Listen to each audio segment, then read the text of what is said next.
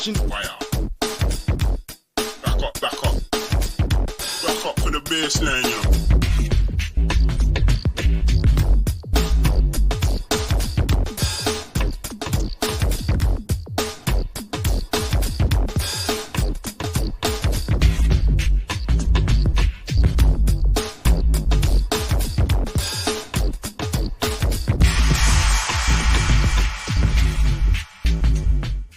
That's right. Good evening, everybody. It's your man, P Stock.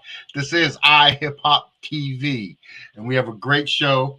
This is, again, part 2 of a series that we're going to be running. I think a very, very important series, especially pertaining to Black families and Black youth, and also some historical facts into there. You know, we have some great guests.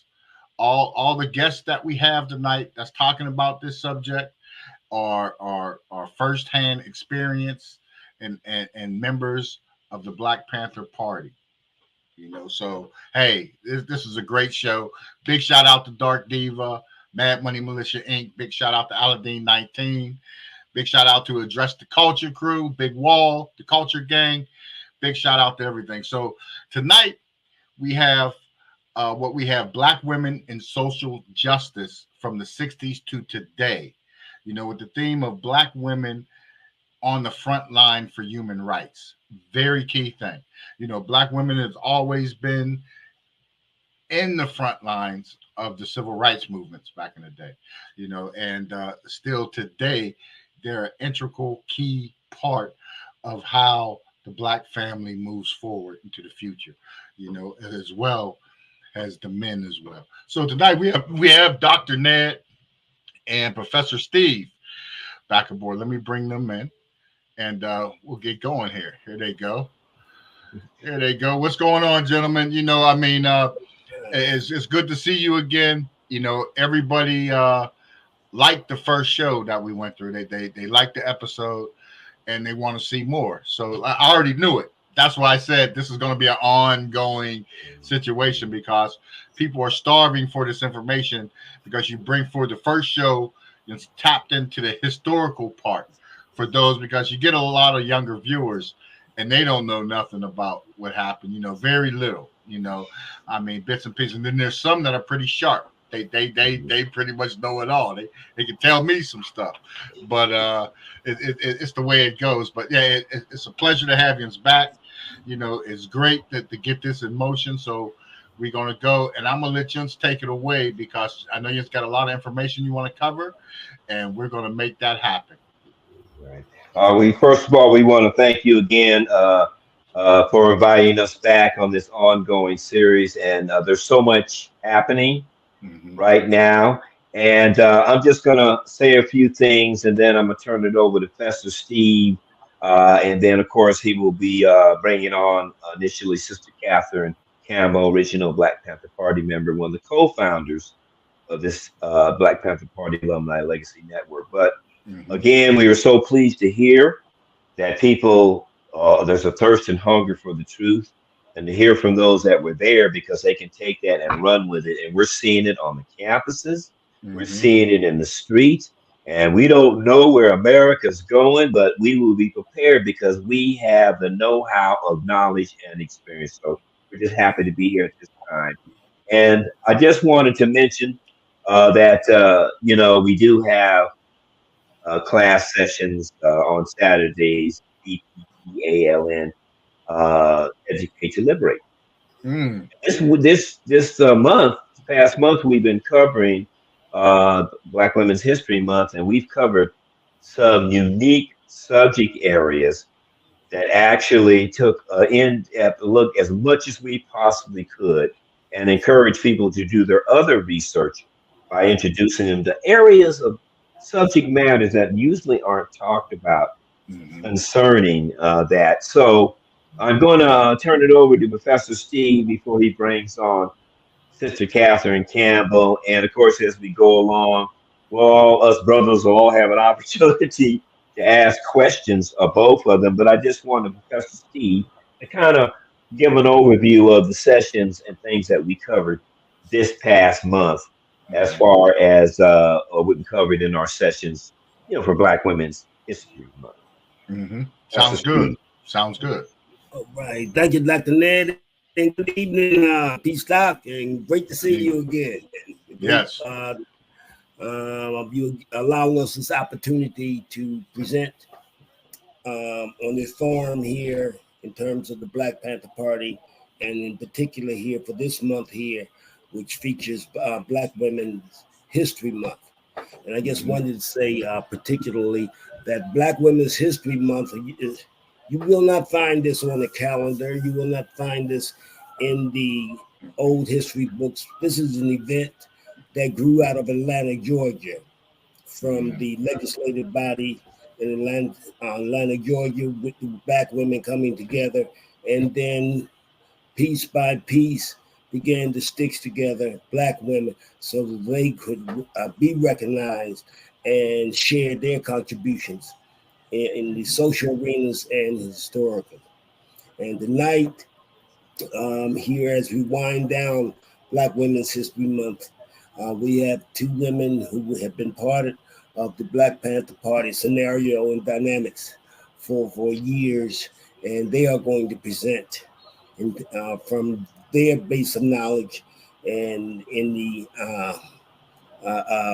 well of information that they have to offer concerning women's participation, direct and indirect, in the struggle for social justice and in the other fields of social and economic and political justice for for all Blacks and poor people.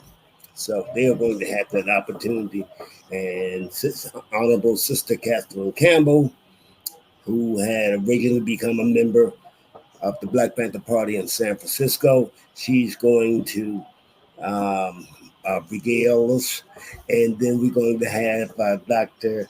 Sophia Ned, who's going to bring her viewpoints and insight in terms of her experiences and observations in terms of the history of the Black Panther Party and the experiences of Black women. Period. Throughout the history, and that's what we like. We're bringing first party information, people that have what they're talking about, they have experienced and lived it. This ain't no hearsay. This is no third party, anything. This is firsthand experience, for people that lived through these situations from back in the day up to the present, which it still continues in most cities today as well. It made strides in some areas, but still, it's still a long way to go. I feel with getting it right, everybody. But I'm back out and let Jens go ahead and take over. So you ready to bring Sister Catherine on?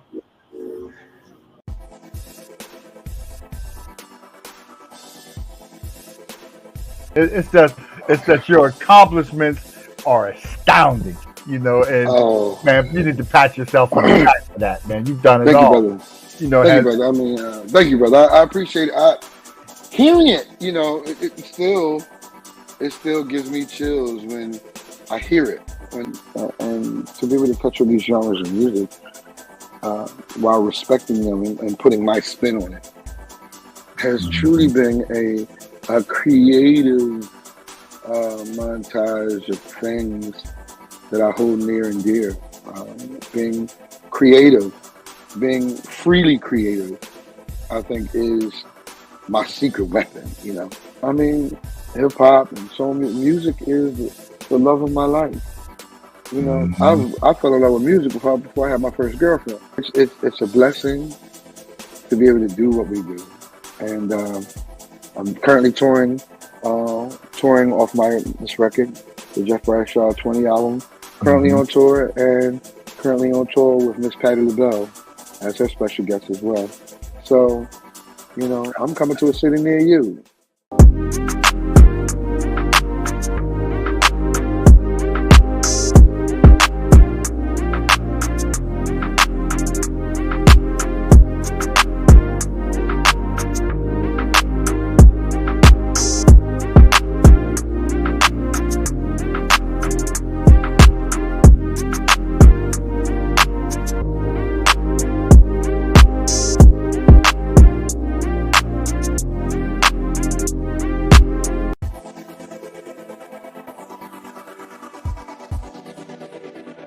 I just love making people feel good, whether from the outside in or the inside out. It just kind of depends on which direction I need to go. And I followed my passion.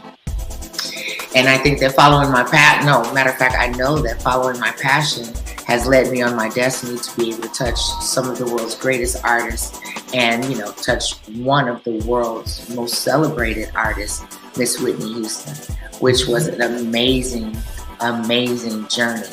And I got the opportunity to live a 7-star dream life and tell this amazing story about, the woman she was yet to be and the woman she was becoming.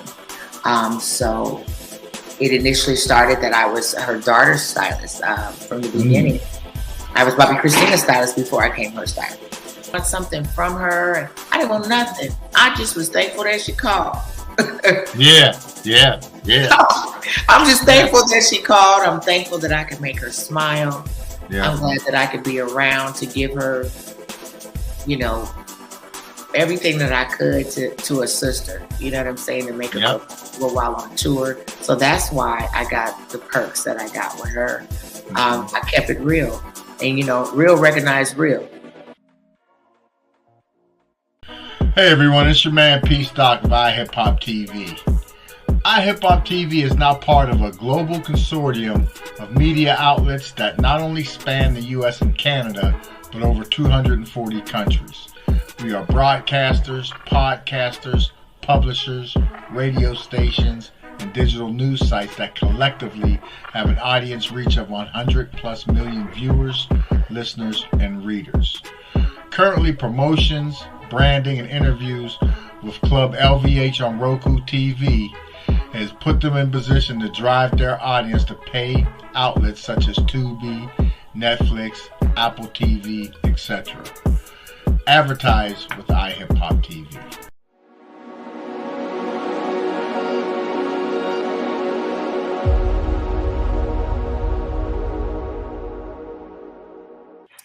All right. Okay. Well, my name is Catherine. I'm going to introduce myself. And, I was thinking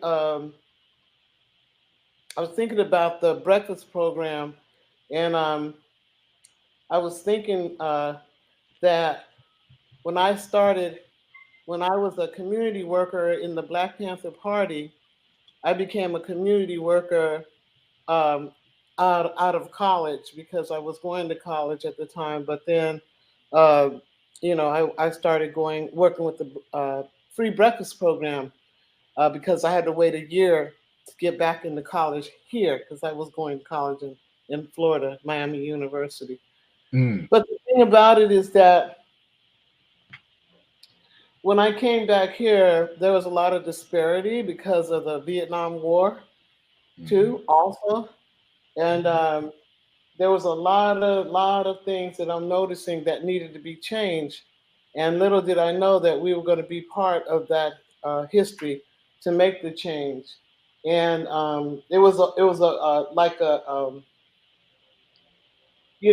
we were making a point to change history and not to be criminalized, And I noticed that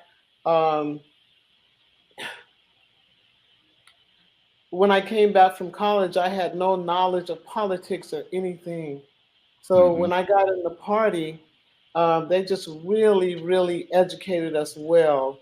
I feel like I was educated better in the party than I was, in college.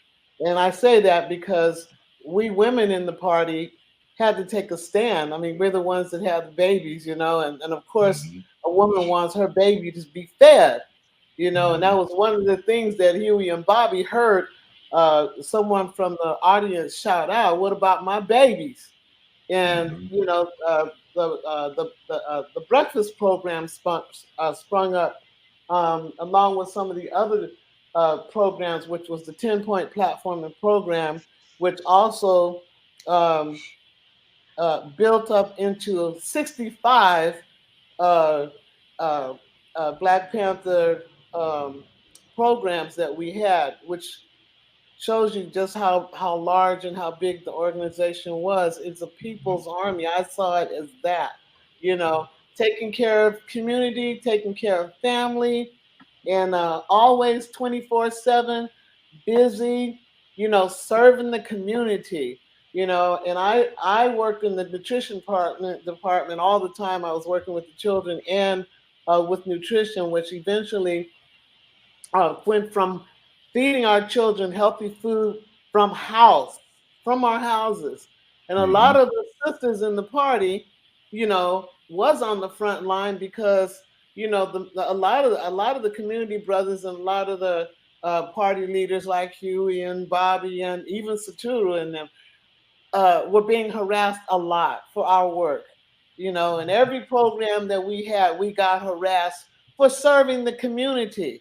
And I'm not talking about harassment by calling names. I'm talking about harassment by being arrested, by being stopped at gunpoint, you know, by being threatened with bombs that we're going to blow your place up, you know, and those are, you know, all of those things. We took a stand and put our life on the line because we had to. It was, you know, we were in survival mode, and we could see that, you know, we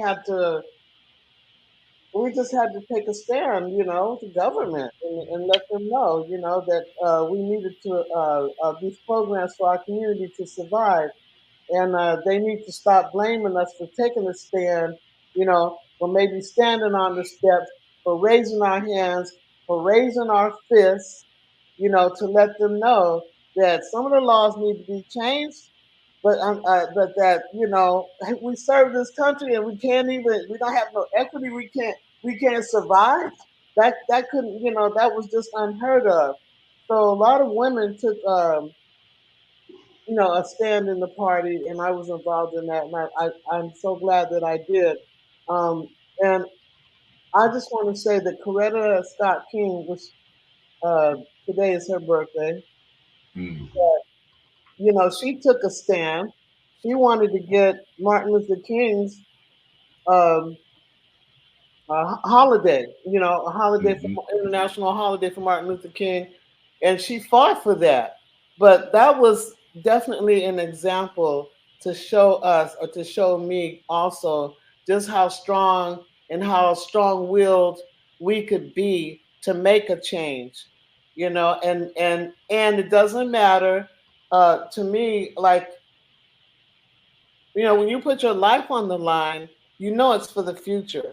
You know, and that's what we were doing. We were you know, fighting for our future, and we still are, you know, with the children, with the kids today, you know, those students that were protesting at these colleges and whatnot, they don't know what to do. They need some leadership. They need our formula. And we do have the formula. We do have the blueprint because we did the work. We did the footwork. We put our lives on the line. We some of us lost our lives doing it, you know. So and that's the people's army. The people's army. All power to the people. That's what that means to me. That's how I define it. All power to the people. We have Coretta Scott King, who fought for those rights. We have our leaders in the party. You know, we have Elaine Brown, we have Erica Huggins, we have Joan uh, um, um, Audrey Jones. You know, we have a lot of women leaders that have not been recognized, but we need to be recognized because, look, we know that we have to take care of our children.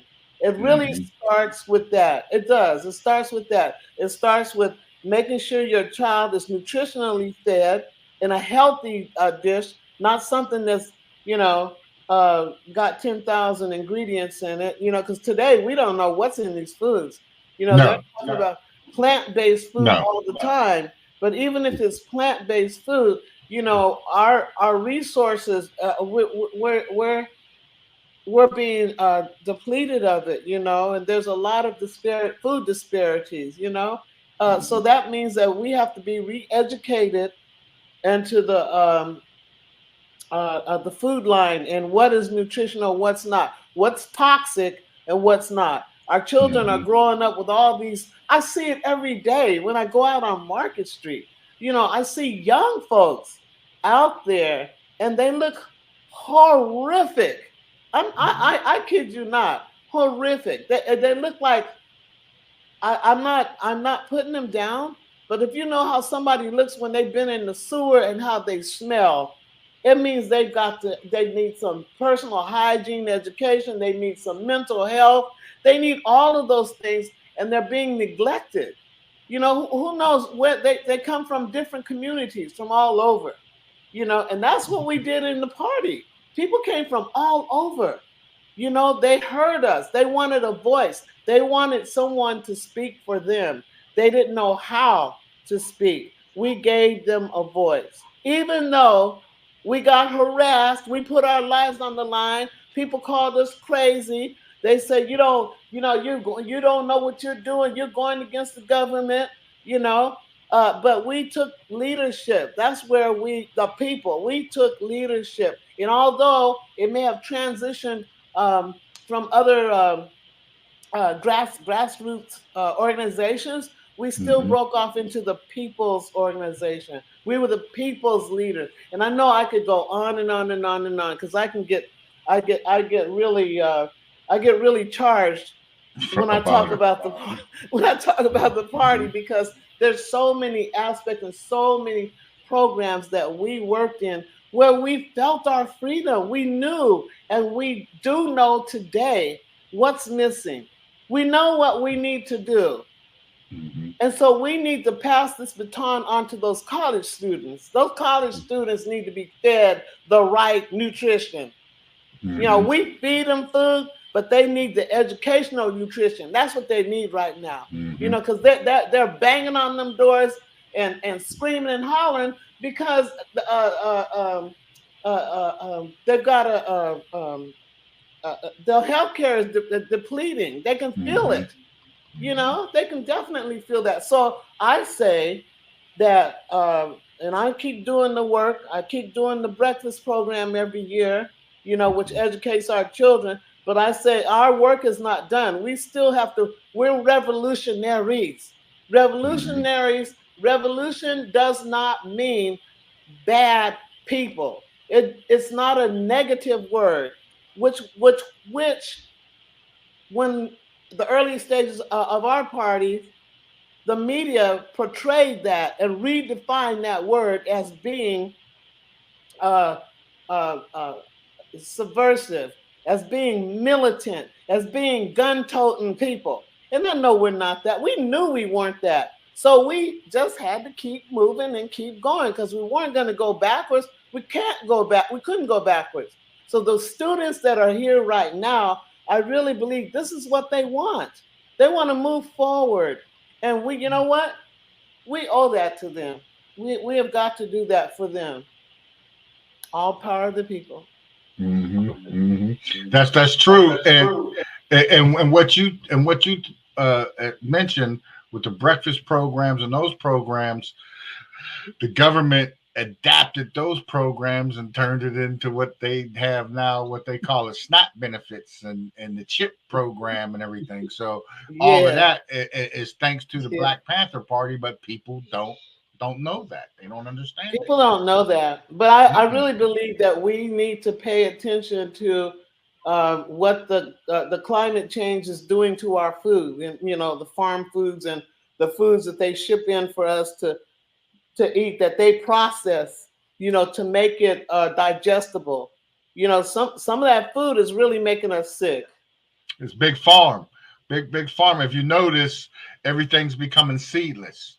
So they're trying to remove the seed, so you can't even grow your own fruit. You can't even grow your own vegetables.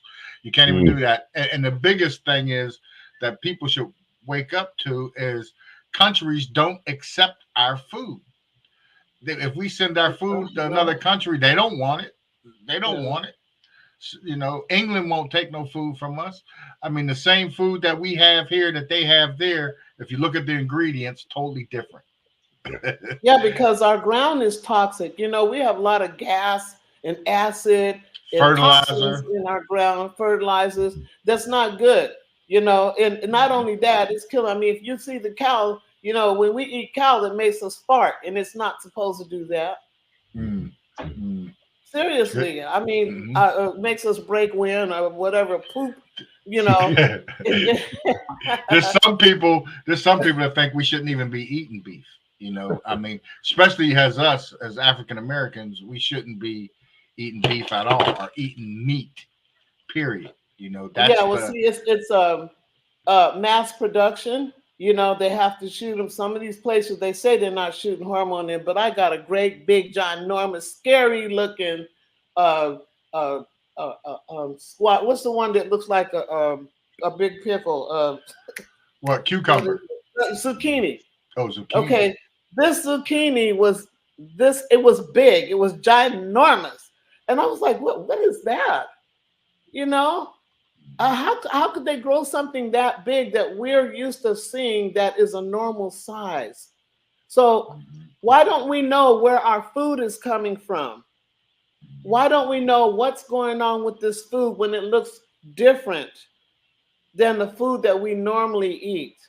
Why are we walking around, especially women, with I'm not getting on their case. I'm blaming it on the source.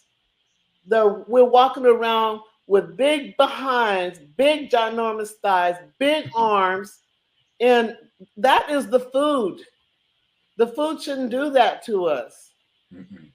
You know, and I because I studied nutrition and I was also with the Black Panther Party, was able to send me to an ashram where they taught me how to cook some Indian foods and learn about different spices and different plants and whatnot that are good medicine for your body.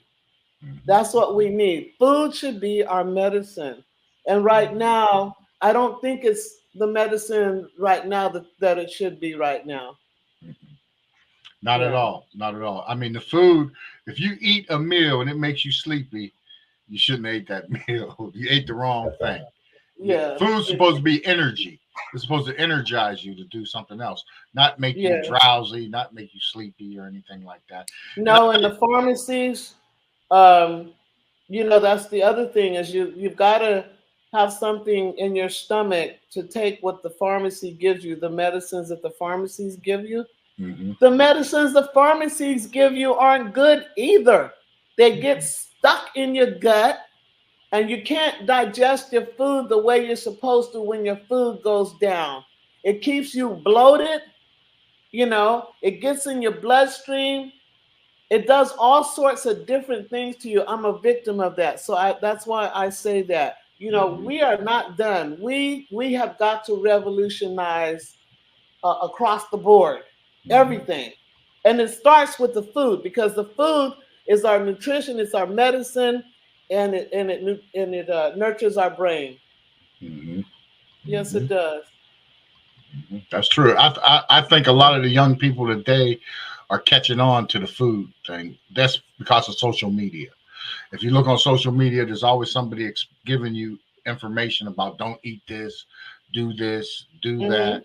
So that's good. That's good. It's getting better. It's getting better in that sense. That's good. I hope it's getting better in the schools also. I do, because the children that go to school, you know, I know they're being careful with, you know, disease control and all that, but you know, when you give a child a plastic bottle or a plastic container, you know, that has some ink writing on it or something that's I don't know, ink, I would say, or something like that, and that child gets it on her hand or they lick their fingers and whatnot, you know, that's toxic. And when you look on the back of the carton, if that carton doesn't say what it is, if it says orange juice, but on the bottom of it, it has fillers and thrillers and chillers, it's not good for you. If they say orange juice, it should be orange juice. That's it. Just orange juice. And microwaving food too. What'd you say? Microwave food too. Using a microwave is no good for you. That's kind of I stopped using the microwave because I got a real bad burn from that, you know. But yeah, I know we're in the new age, you know, but I think in the early part of the party, we laid the blueprint because the Sure. person that's Okay. getting ready to speak, she can tell you, how she was helped and how now she is a doctor. But this is what we do. Even the Oakland Community School, at the Oakland Community School, Mhm. we showed children what real love looks like. And that was by educating them in all the aspects of education that we could for them to understand at their age. One of the things, before I stop talking, we want land, bread, housing, education, clothing, justice, peace, and people's community control of modern technology. And that's number 10 of the 10-point platform and program. Mhm. Mhm. Mhm. Yeah, that's huge. That's huge, and I'm glad we have another keynote speaker tonight too. That is gonna fill in a lot of the blanks and bring a lot of other information ahead. We want to introduce her so we can bring her in. Uh, Uh oh. Dr. Zafira, are you there? Yeah, she's there. She is right Yeah, there. All right. Okay. yeah. Well, Sister Catherine initially opened up, and now it is. I'd like to introduce Dr. Zafira Ned, an educator, but she's going to have the opportunity to connect those dots of talking about some of the things that Sister Catherine talked about, the verification of a beneficiary of those Mhm. very concepts. So we're going to turn it over to you, to Dr. Zafira Ned. Dr. Ned again. Two Dr. Neds.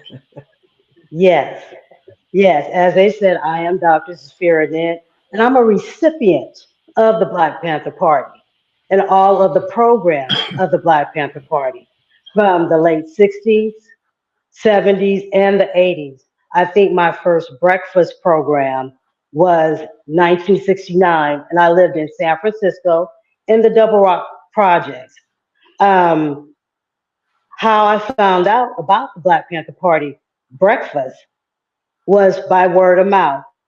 Just other students and friends living in my community and my neighborhood in the projects saying, listen, we know where we can go have some free breakfast. Be ready tomorrow morning. We're going to all walk down there to the local church and we're going to have some breakfast. So that's what I did. I got dressed, and when they knocked on my door and we were ready to go, we went there and we went to the local church at the time. It was a three-story building. And when we entered in, I was a little nervous because I knew I had no money and I know my friends didn't have any money. But it was awesome because it smelled so good in there. There was actual food cooking when we got in there. So when we entered in, there was a brother that was uh, that welcomed us in and told us where to put our coats and our lunch pails and any backpacks that we had, and to go into the bathroom and wash our hands and get ready to come out and eat. And when they had us to all sit at these tables, they were like, "Okay, we're going to serve now," and they kind of explained who they were because I knew nothing about them, but they explained who they were and what the programs they had. They had breakfast programs and after school programs. And they told us we were welcome to come back to the after school programs. So when they were getting ready to serve, they asked me what I wanted. And I had a choice. I could have pancakes or I could have French toast and bacon or sausage and some eggs. So I told them what I want, and the food was really good, and I was thankful for that. And all of the students that were with me then from the projects, we all appreciated that food. And then after we ate, we sat for a while talking, and then we had to get ready to go to school. And I was bussed out into a different district because the local school in my community was impacted. So when we were leaving, they handed us a brown bag of lunch. Each one of us got one. And we took that to school with us because they were making sure that we had a lunch when we got to school. And what was awesome about that is when we got to school, we had plenty of food to share with each other. There were other students at the school that didn't have any food. We were so poor, Some of them didn't have anything to eat, and they were striving to wait to see if they could be approved in the cafeteria to get a lunch if after all the students that had already paid for food had eaten. So one time there was a young guy with us. He got we after we kept passing all the food down because we sat in this row and we would just at this table we would just be spreading the sandwiches out, sending the sandwiches out, the fruit and everything else, milk, whatever we had. By the time the principal got to him, he's like, "Okay, I just got approved for you to come in the cafeteria and eat." He says, "I already ate." She says, "What did you eat?" He said, "I had 4 sandwiches," and he said, "And I had my favorite, peanut butter and jelly." And she said, "What did you?" She said, "They shared the food and the fruit and the chips and stuff with me."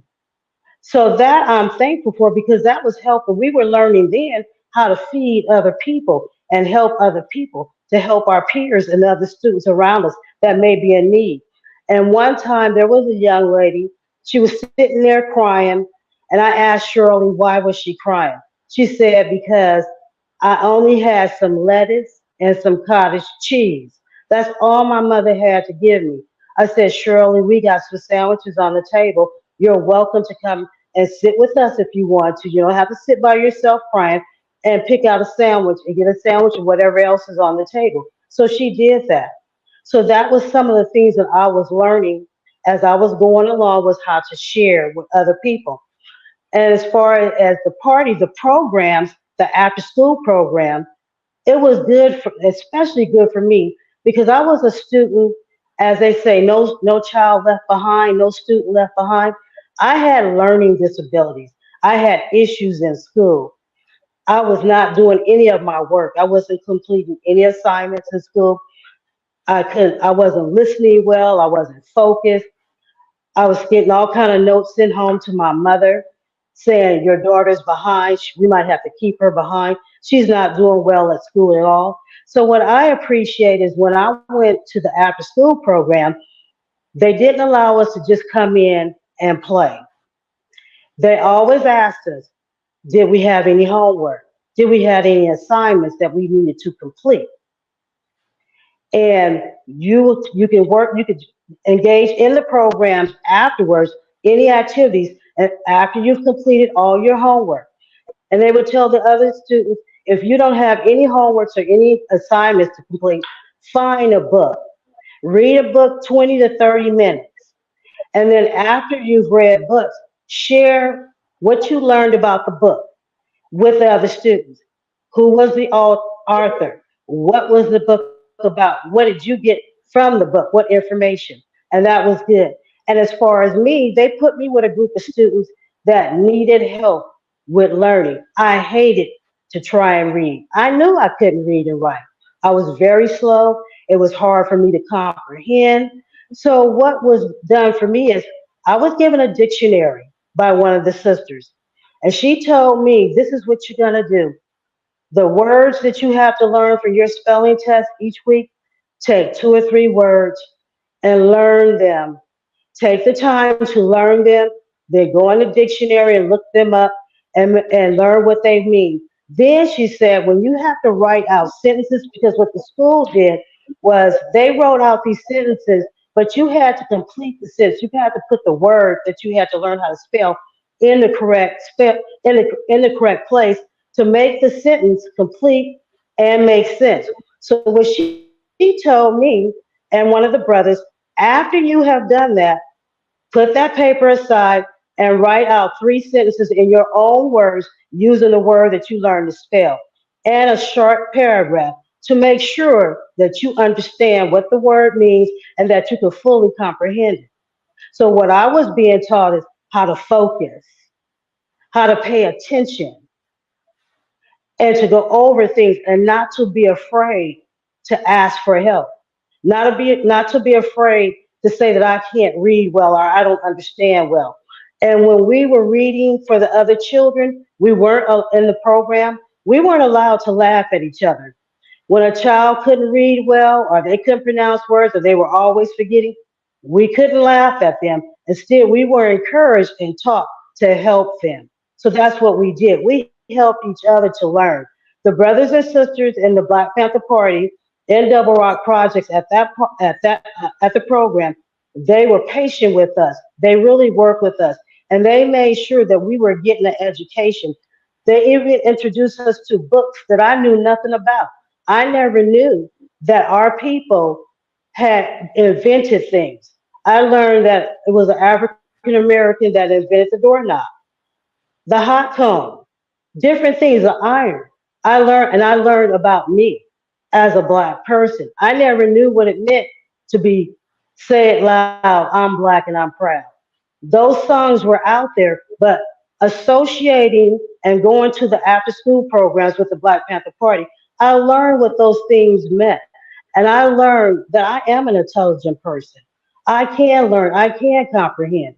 And what I was encouraged to do by one of the brothers in the Black Panther Party was when I go to school, instead of sitting in the back with my thumb in my mouth and putting my head down on the table and just not paying attention, ask the teacher if I can move up closer to the board and to her so that I could focus and pay attention and listen. And when I had a problem with comprehending something, to let her know, listen, I need you to stop, or I need to be taken to the side and to get some help. And so that's what the Black Panther Party did to me. They taught me how important it was for me to get an education and that I can learn things, that I'm not dumb, I'm not stupid, I'm not ignorant, I'm not unintelligent. But even though I had a learning disability, I learned that I could stay focused, I can pay attention, and that I could truly learn. So those are some of the great qualities. I was given life skills from the Black Panther Party and tools that I would use for the rest of my life. Because we all know, in life, you have to know how to read and write because there's things that you have to be able to do. You have to be able to, if you're going to get a house, apartment, or whatever it is, you got to be able to fill out an application. You got to read contracts. You have to know how to read contracts. And so those things help me because now, since I had started going to the program, I love to read books. I'll read all kind of books. I love reading documentaries. I love learning about people's history, especially our people, because I learned that we weren't just slaves. Some people were free, and even slaves made it out. Some people survived and are doing excellently because I learned that we were an educated people. We're intelligent people. We're inventors. We're creative. And we can strive to live and fulfill our dreams. And the one thing that made my family happy, because if I hadn't got help from the Black Panther Party, I may have been a student that was left behind because I was never completing anything. But once I started in the tutoring program, I learned to complete every assignment. I went from a child that when at school, they used to wouldn't want to work with me when we were supposed to be in groups because I wasn't really there. But once I started learning and started getting good grades, all the students started wanting to see my papers. Once I got my spelling test back and they were saying A's. And I was like, why you don't want to look at my papers? What you want to look at me for? At first you didn't have anything to do with me. You guys were calling me dumb and stupid. Now you learning, finding out that I'm not dumb and stupid. I just had learning disabilities, and like I said, the Black Panther Party was patient with me, and they took the time with me and other students that had different learning issues and learning how to be focused. They really work with us. I found out and learned that education is a very important thing. I went on in life. I did good. I succeeded in school throughout elementary, junior high, and high school, and I went on to college, and I am a college graduate. And so I'm thankful for that. And as an adult, I've gotten to know more party members, and I was very fortunate and blessed. I got to get to know my husband, Dr. Saturo Ned, and to marry him. And from there, a lot of the work that I do now, the activist work that I do now, is because I have married my husband, gotten him more involved, and gotten to know more brothers and sisters who were original party members who have taken me on as family and taken me under their belt and have really let me work with them. I'm able to engage in all kind of programs. And with the Black Panther Party Alumni Legacy Network, I do the social media I am their media creator, and I do all the digital work. I do all the filming, and I do all the pictures and stuff like that. And I do all our networks, which is great. And also, I'm a public speaker. I get to go out and speak and share my testimony and my story. I get to work with young people, encourage young people how important it is to get an education. Just yesterday, I went bowling in Castro Valley, and I was in the bathroom talking with two young girls, and I asked them, how were they doing in school? What did they like about school? What are the activities that they were engaging in? And then afterwards, when their mother came in, I was able to encourage them because they told me they were a set of twins and they were 9 years old. I said, the important thing is to keep studying hard. Keep up with your classwork, every assignment, every test, keep reading, learn math and arithmetic, learn every subject. And I even told them that once you go to junior high school, things will change and high school because you'll have more teachers and more subjects. Learn in each subject. Get prepared for each subject that is important for your life because that's what I learned. Learning to focus and to get my education was important for me to be able to maintain and make it in life and to go, these were life skills and tools. And also being involved with the breakfast program and other programs as an adult, I learned to give and share with other people, to get in there where they need help. Anything that I can help with. If I can get in there and help, whether it's talking to somebody, a young person or an older person, or if it's helping them to get some food or being in a program with some food, anything that I could do to help, that's what I've learned. And I've learned that from the Black Panther Party and the programs that I was allowed to engage in. And now, even though the party has ended, just watching those party members that are still out here engaging in the work, my husband, Professor Steve McCutcheon, the Honorable Catherine Campbell, Elaine Brown, and so forth, it has been a great blessing to me, and I'm happy to engage in the work every way that I can. I'm happy to be a revolutionary activist. I'm happy to be a community person. I'm happy to be called a servant of the people because it's never about us, it's about all of us. It's about our communities worldwide. And even when, like Sister Catherine said, our young people are hungry. They want knowledge. They want to be encouraged. They want love. They want to be taught. It's all in being patient and jumping in there wherever you can and helping them. All power to the people. Good. Very, very powerful. Very, very good. I mean, see, like I said, you're getting firsthand information, like with Professor Steve, like with Dr. Satiru Ned. We're getting the information from people that lived it in those times, that in the beginning, and carried it up to today, and still put in the good work. They don't have to.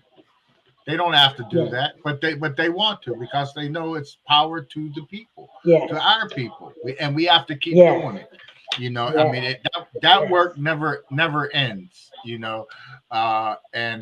it's just you got to pass the torch and the mantle on to the next generation, so it can live. That's why I want to do these shows, these spots, these digital records, I call them, because there's always going to be a digital record of this. This will be on the internet forever. Wherever if there's internet, this video will be there for somebody to research. And that's the whole standpoint of it, and that's very good. Now, with this being International Women's Month, National Women's Month, with the and we talk about the importance, like you mentioned, with the breakfast programs and everything. There was brothers involved, but the women were at the front of getting the meals prepared and getting stuff for the kids and everything else. Has to today. What do you see for the future, like both short term and long term now, for this generation of young women? You mentioned the two 9-year-old twins, but I mean, because I run across a lot of people too that it look sometimes it can look bleak. You're like, wow, you can look bleak because I don't know if it's a lack of education or if it's just a lack of knowing the truth. People accept what they see and what they read without research. So I just want to know what do you feel about that going forward, the future of everything. Well, Well, what I see now and what I see now is our young people, they do lack a lot of education. They haven't learned a lot of things. Like I was on the bus one day and there was a young lady on her phone. She was talking with some of her friends talking about, well, I want to cook these beans and these rice and something else, but I don't know what to put in them and I don't know what to do to get my beans started. So when she got off the phone, I said, I'm not getting in your business and I'm not ear hustling, but I happen to have heard your conversation. Now I'm going to tell you how to start your beans. And I said, and you have a choice once you've got your beans cooking, what you want to put in them. If you want to put some type of meat, some type of seasoning, I said, let them cook for a while and kind of get done. I said, then start seasoning them. And I said, then I heard you say that you don't know how to cook rice. I said, there's many ways to cook rice. I said, there's instant rice. I said, you can get a box and read it for the first time. I said, there's packages of rice where you can put them in and boil. I said, you just have to read it. And I said, your thing is, you don't want your rice to be hard and crunchy. You do want it to be soft, but you don't want it to get mushy. I said, try these things. And I said, just be patient with it. I said, and then give me a call because I gave her my phone number. Once you've cooked your beans and your rice and whatever you put together, call me and let me know how they came out. And this is what she did. She did call me. She's like, oh, Mama Z, because I told her, I said, it's okay to call me Mama Z. She was like, this is really good. And she said, and I served this to my friends. They like, you don't know how to cook. Who taught you how to cook these beans? Or who cooked these beans for you? Did you buy these beans like this in the store? And I told her to tell them no. I was I was taught how to cook them. Mama Z explained what to do. She explained what to put in them and what I want to put in them and how to do rice. And she told me several different ways. And she said, we were having greens on the side. She even told me how to cook the greens. And they was like, who is this Mama Z? I said, put them on speakerphone. I told her, I said, they don't get to talk to you like that. I'm going to tell them who I am. And if they need some cooking lessons too, just give me a call. I'll give them some cooking lessons over the phone. And so she did that. And we all laughed about it. And they were like, oh, you are real. I said, yes, I'm real. She's really talking to somebody. So yes, that's one thing I see in the future is they need a lot of our young people. They don't know how to do simple things. They haven't learned because we have a lot of parents that have been out there working hard, and then we have a lot of parents that have been missing either due to being incarcerated, that's men and women, mothers and fathers, or kids being taken and being put into foster care because of whatever's going on in their lives. And they're not being taught. They're just being moved forward. They're not, I can't even say they're being raised. I'm saying that they're just housing them temporarily until they become adults. Then once they're 18, they don't have nowhere to go. And they haven't really been taught anything. So the important thing is to teach our young people as best that we can, whether they're family, friends, or somebody we don't know, if we could just teach them and help them along the way and teach them about what is going on in this world, how it's affecting them, but how they can endure, how they can make it through. We give them what they need to be able to make it. So that's what I'm seeing for our young people in this day and time. And they see everything that's going on. They see the wars. They see there's no jobs.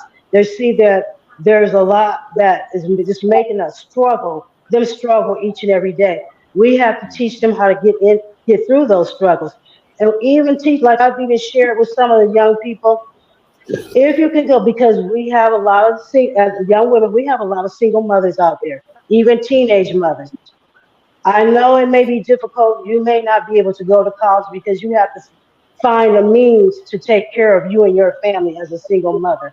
If you don't want to go to college, find what kind of business that you may want to start, even if it's daycare in your own home, if it's finding something that you can make or create and sell to other people, as long as it's legal. These you can become an entrepreneur. There's all kind of things that you can develop within yourself, or you have talent and skills that you can bring out yourself to help you to survive in this world, where you don't have to turn to illegal means, because we know that they want all of our people incarcerated, but we can be strong, our young people, we can teach them to be strong and to make it and to be successful in this world. And that's what's really important, to take the time and really talk with them and encourage them. That's big. That's real big, and that's real talk right there too. That's a Yeah. reality for a lot of people, and that's why I stay Yes, tuned in with the hip hop community, because the hip hop community is influential with the young people. We try Yeah, they to are. reach, we try to yes, reach them. We try to give them tips and hints. Yeah. And of course, everybody's not going to accept it. And like you said, it's the truth. It's the parents. Some of the parents yes, are, employed and can't do any. They can't work. They got to go leave one job to get to another, and they got to depend on the child to fend for yes, themselves. Latchkey kids. I mean, that sort of stuff.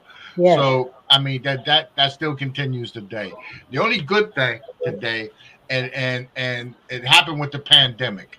One of the positives that came out of the pandemic is it gave people, it kind of leveled the playing field for a lot of people. It gave people the tools and the edge yes, to do their own businesses online. I mean, I've seen so many young black yes, women after the pandemic open up cake. They make birthday cakes and food for people, catering companies. And besides that, and that's just a yes, small part. You got some of them that run their own in-home care services. They established that because they felt the yes, need from the pandemic that we needed that service for our people. I have a grandmother, a great great grandmother. Her and her friends need that assistance. Because the pandemic, and you don't want to go out there and be around people that and by chance catch that right, virus and put you down. So yeah, that's real yes, talk. Everything you said, and moving forward as well with the future with that. So I do see that standpoint, and they're younger. These women, like you said, the women today are yes, starting as preteens, learning to maneuver with the internet, and right there, that puts them ahead of a lot of us. Just by coming out and learning yes, how to maneuver and do computer work and everything else.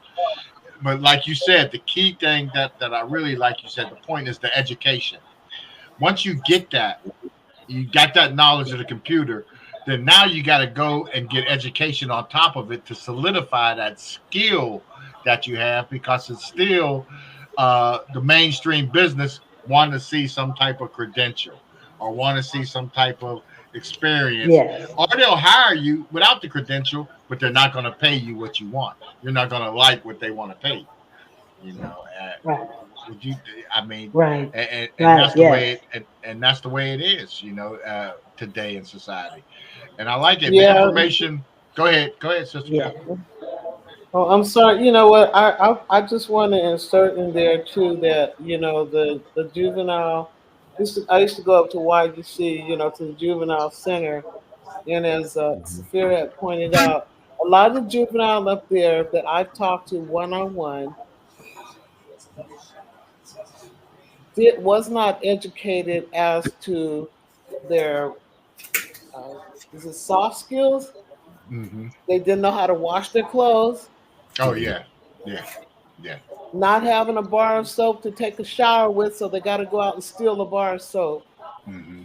You know, these are the underserved we're talking about. And Yes. so, I know that, right now, yes, there's a lot of organizations, nonprofit organizations, that are getting money now to help some of the youth have their own Mm-hmm. own businesses. The thing that I would like to know, and I hope that happens, is how they understand being a servant of what servant of the community means. You know how they can contribute to that, how they can put those skills that they're learning, how to keep them in the community and not become so corporate that when a person comes along that may have been in their shoes before, that's just starting, that they take a stand and said, no, we can't use you, because you don't know, you don't have it. Or, I've been turned down that way. So instead of turning them down like that and seeing that they have an interest, take them in and show them, help them, because I know that, on the other hand, people don't look like us. I have seen them send their people to school so that they could grow with the company. So this is what we want. We want the youth to continue to grow with the community, to help the community to survive, to be self-sufficient. That's to me my vision of all power being to the people. That we don't separate ourselves from the people. Because when we do that, that's when we start judging everybody else. Well, you got to get yours. I got mine. How come you're not so smart? Well, you should have, could have, you should have did this. Well, because you didn't do that, then that's your fault. We have to get out of that stinking thinking. Seriously, I'm talking about unifying.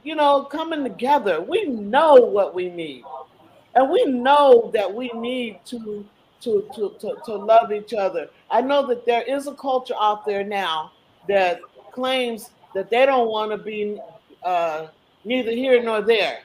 That's I'll use an example: Democrat or Republican, or even what do you call it? Nonpartisan. They don't want to be nothing. They said, "I want to be nothing," and they don't believe in nothing. They don't believe in any higher power or anything like that. So I'm wondering, okay, if you're saying that, where are you going with it? Like, what kind of future do you have?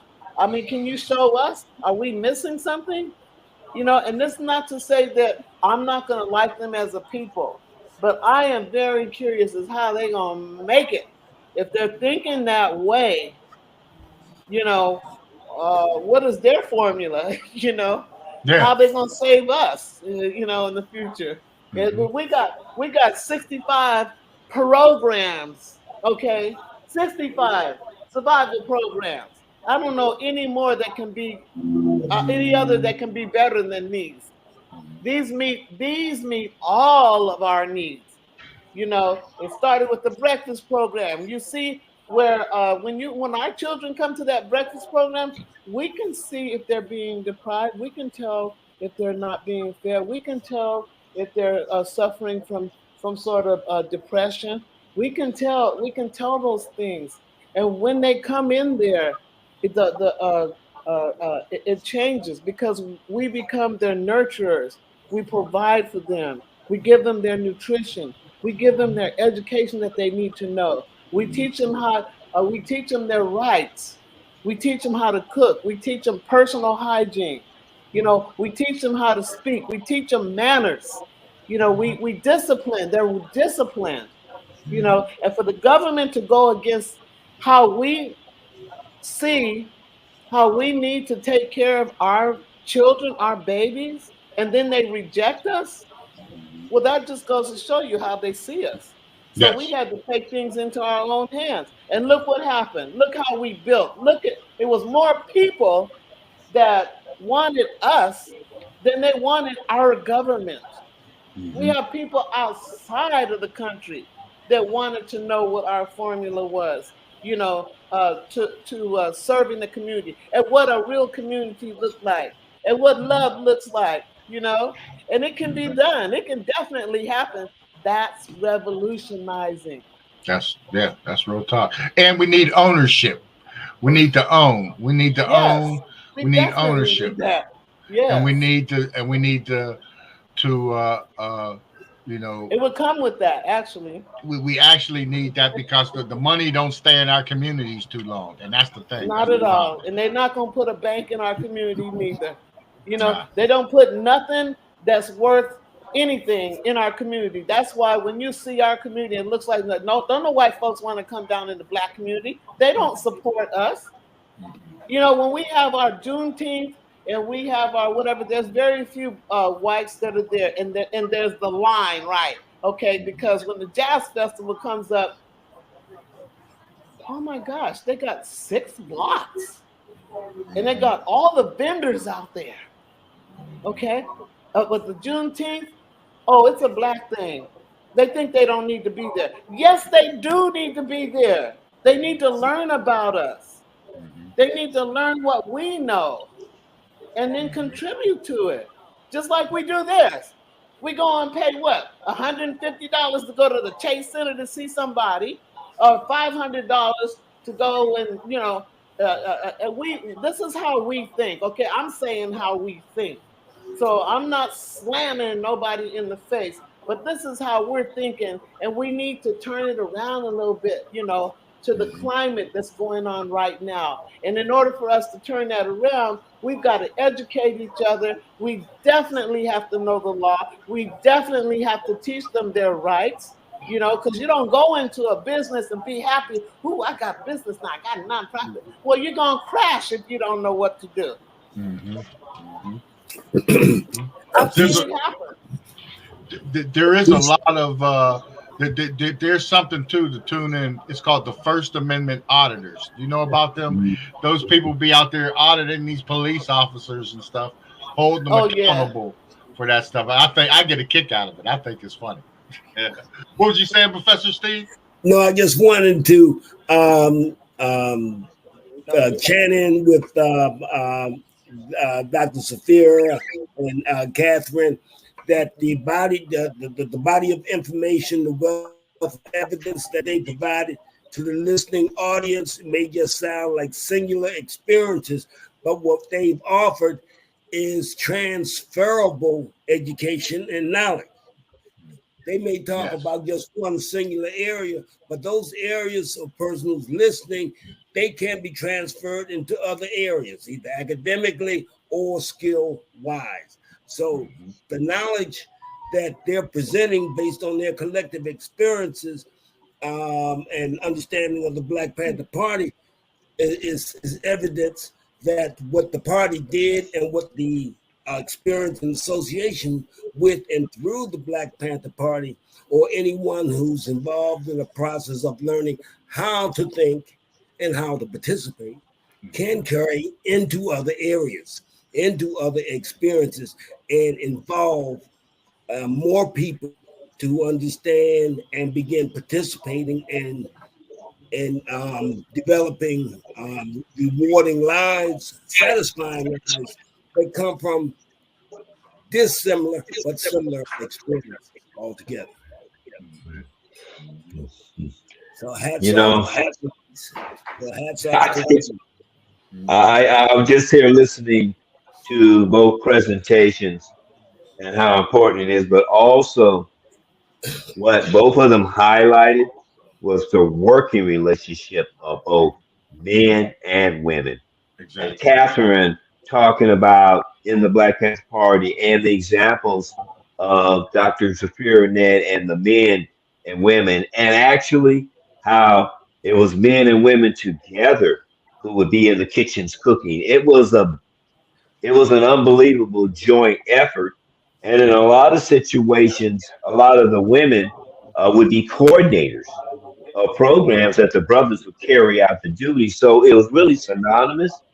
But I think their individual experiences, from what Sister Catherine talked about, and how through Zafir's experience and eyes, they saw a unison of how strong and important our women have and are, and most important, Brother Peace Talk, that they are the root of that family tree.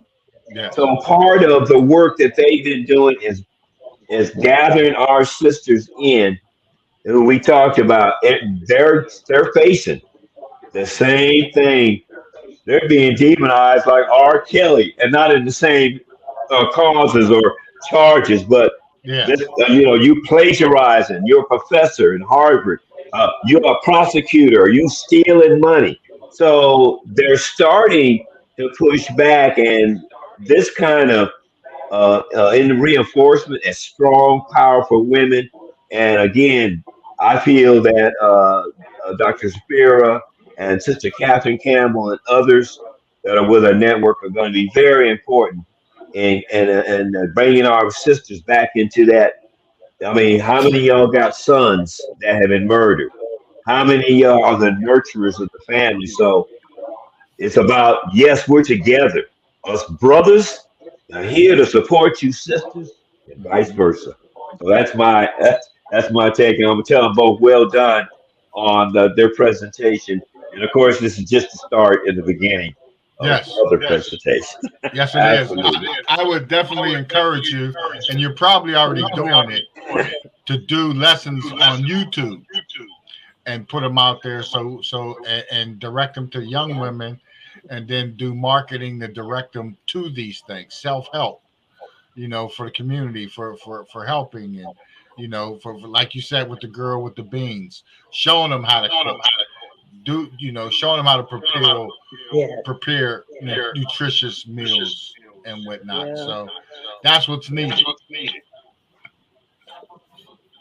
It is, and I can say this: we do have a YouTube page. We Instagram and Facebook. We're on TikTok. We're on Threads. We're and on every network that we could possibly be on. Even I do some Snapchat too, and let them know about us too, because there's a lot of young people on there too. So any way that we could take that we can encourage our people, young and old, teach them, give them a helping hand, give them some life skills and tools.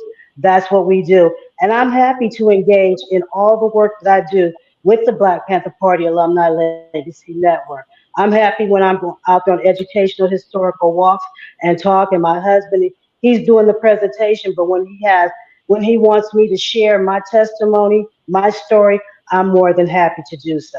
And I do it all the time on our network pages too. That's beautiful. That's beautiful, and all of that's going to go in. So, Thank you. and I'm glad iHipHop TV can come in, and we can run it to a whole new group of viewers, and get the people Yes, yes. to lead them over to those pages that you have, that you offer. That's the whole key. Go ahead. Absolutely. And Yes, and just I'll go ahead, Sapira. I was going to mention something about the breakfast program. If you want to go ahead first, go right ahead. ahead. Go ahead. Okay. I was I going to was just mention, going to Sister say Cat. on our pages, they're under the BPP. Okay. Okay. BPP. Yep. Now we'll So go over that before we end too. I want you to I give was all just, of the information. I was just going to say, Sister Catherine every year does a breakfast program, and we have one in Oakland every October by the People's Kitchen. And they, for the last 15, 20 years, in a major celebration, Life is Living Festival, they feed the community in honor of the Black Panther Party. It's awesome Sister too. Catherine does that breakfast program in San Francisco, and that's been recognized by the supervisors.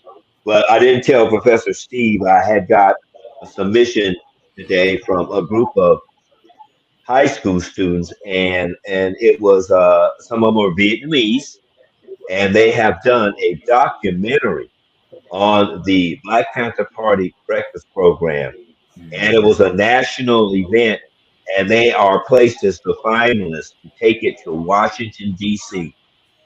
And the heartwarming correspondence piece talk was, we want to make sure that it's correct. We are learning the real story, the real history about survival on our way to economic freedom. And as we go along, we're going to be able to talk about those economic programs and go through those programs.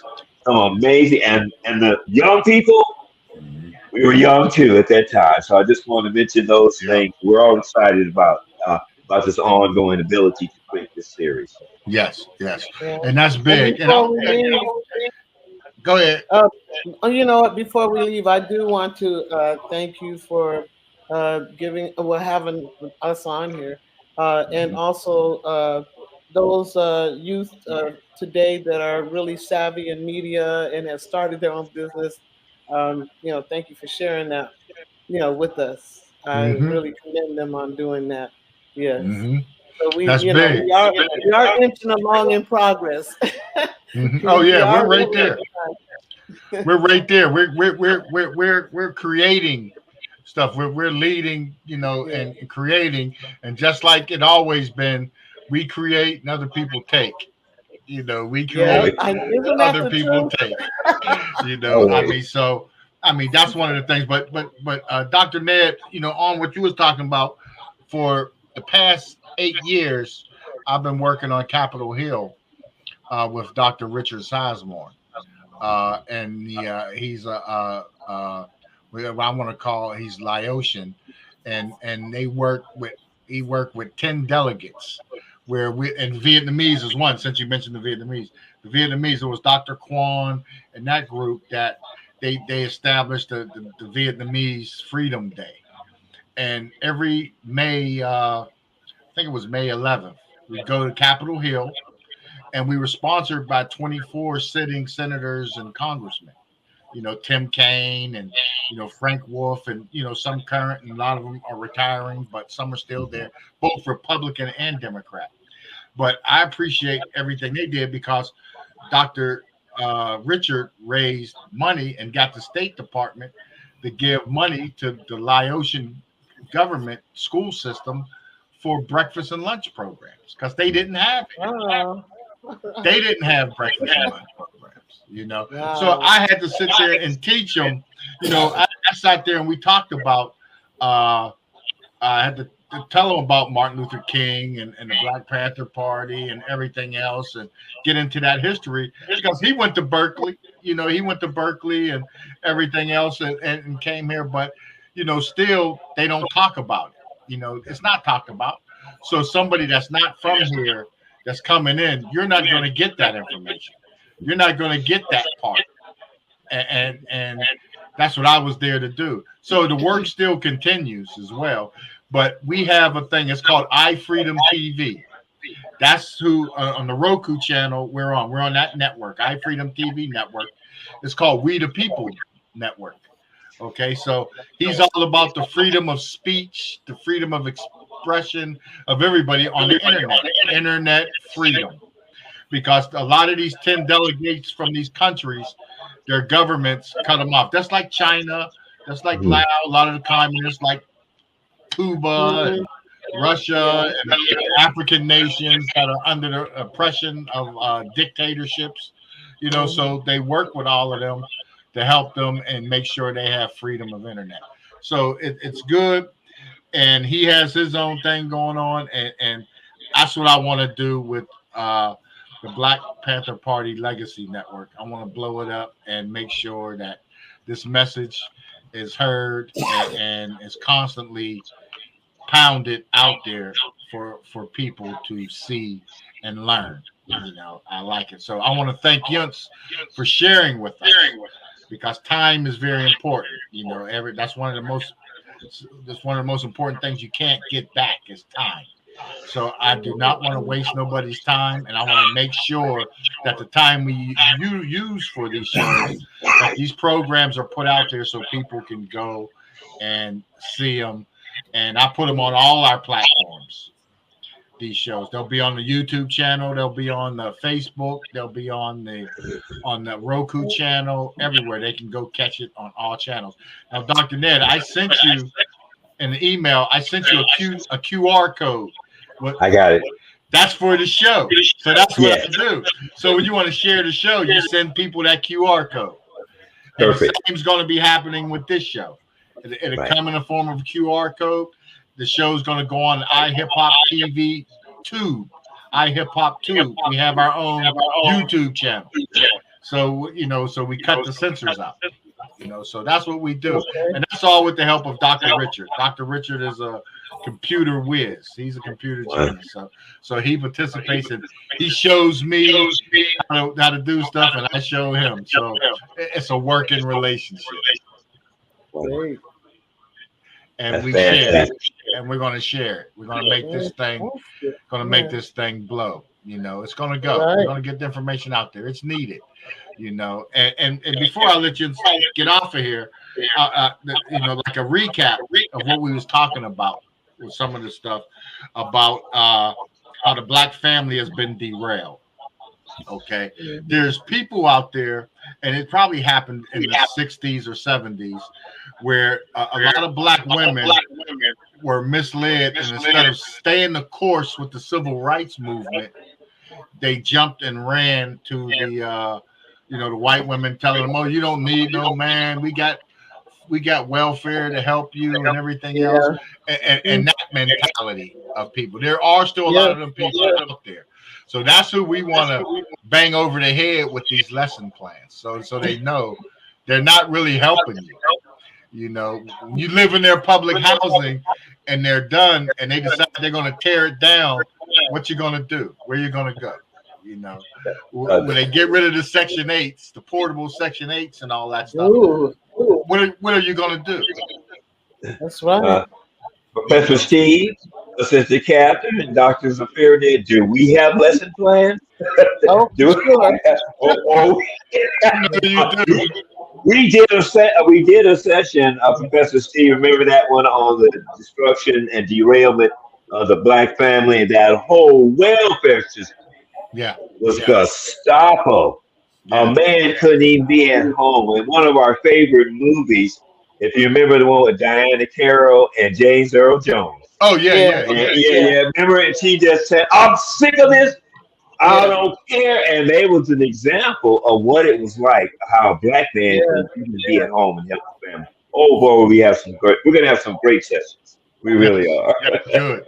Yes, that's beautiful. And that's what we need, you know, to show this younger generation that point and teach them they need the nourishment. They need to be nurtured about it. and guided in that growth. Yes, absolutely. So we got a lot of work to do, and we gotta make it happen. Yeah, and the beautiful thing about it is when you realize you're not alone, and we're finding this out by the overwhelming response that we're getting. So, Peace Talk, what you're doing and what we're embarking on, it's just gonna really educate so many people, because there aren't many people out there doing it.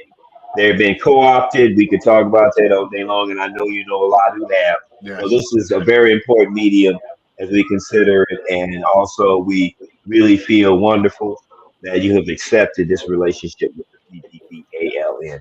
Oh, yeah. And I know, Zafira, you wanted to give all the information out concerning let everybody know where they can find everything and where everything is, and you know, the whole works. So we can build on that, and definitely send me over that information so I can include it in all of the descriptions of everything.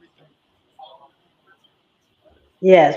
Well, we have an Instagram page. It's the Black Panther Party Alumni Legacy Network. We have a Facebook page. It's under the Black Panther Party Alumni Legacy Network. We have a website.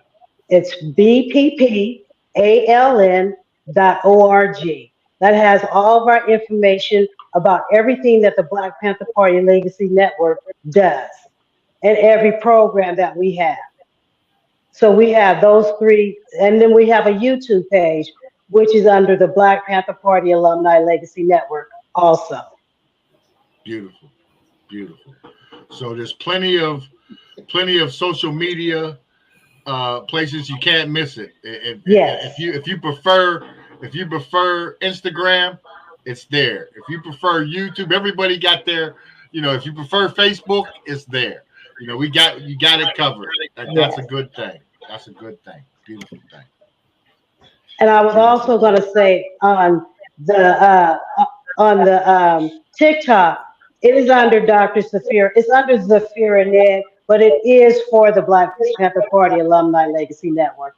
And it's a mixture of things. It's all the work that we all do. Okay. Beautiful. You know, I appreciate iHipHopTV and Aladdin 19. Appreciate you coming through and blessing the people with this information. and that you will continue. So definitely let me know whenever you're ready to go, whenever you got the next plan. And, there's always going to be a slot for the BPP Legacy Network. All right. And as we always say at Power the of the end, people. the power of the people, because change starts from the ground up. And Professor, how do we always end it? What do we say to people to stay what? If you're here now, tell others, Hungry. stay hungry. Stay hungry. Stay hungry.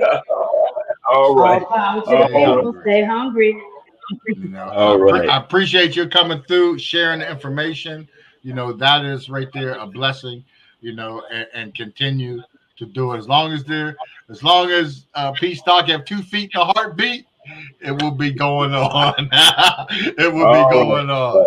No doubt. All right. All right. Okay. Thank you for coming through. Thank you. All right. Thank you.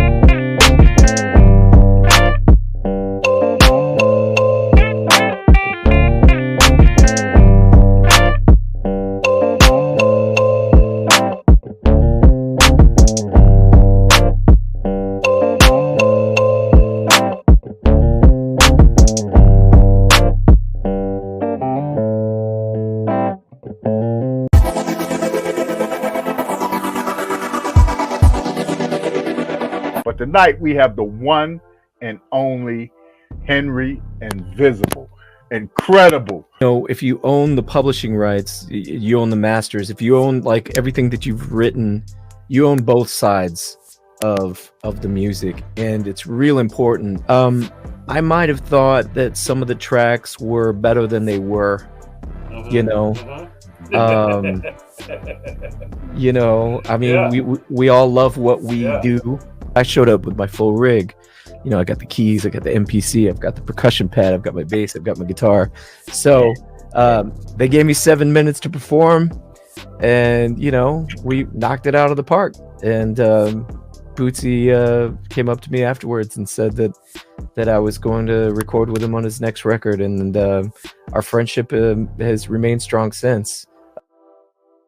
Brick by brick, you get your boy Big Wall, and you already know the vibes when you see P Stock next to me. When it comes to like doing media, doing radio, period, I just love to bring good energy. I love to see my people work in tune with what's going on around us and what's in tune with our neighborhoods.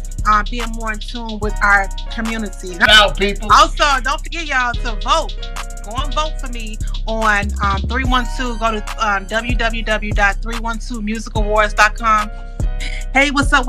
This your girl Sadie Star from Soul 106.3. Over here kicking it with my brothers, Big Wall and P Stock in the building. So if y'all want to check him out, y'all go to their channel. I promise y'all gonna have some fun. These brothers is off the chain. I truly appreciate for y'all inviting me on. This your girl Sadie Star from Soul 106.3, y'all. And guess what? I'm up out of here. Peace out.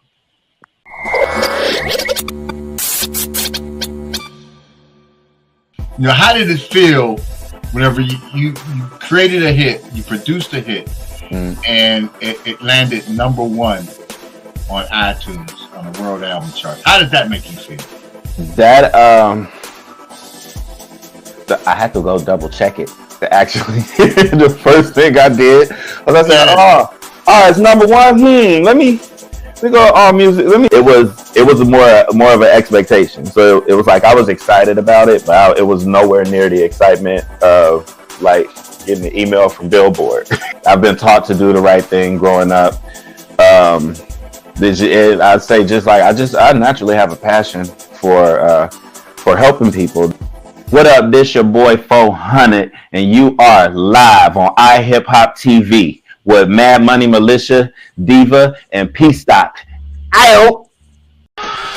You know that he copping shit just to impress me. He buy me them dresses so he can undress me. He said that he like me in heels from Giuseppe. He stay out in Brooklyn. You know what it nets me. I call up my bitch, you know my little bestie. She bad and she bougie. Like she really gets me. I ain't got a filter, so please don't upset me. I say what I want. You know how that Tourette's be. Body out with a temper. My man, I for keep me in the center. Buy out the Benz winner in a rental. If money not come, then me I go mental. Pop out my jeans, man, I'm too slender. Body well firm, body well intact. Watch on my bubble not talk, but the up in your man say I'm love on my body TikTok. Wait, tick, tock, tick. Tick tock, tick tock, tick tock, tick.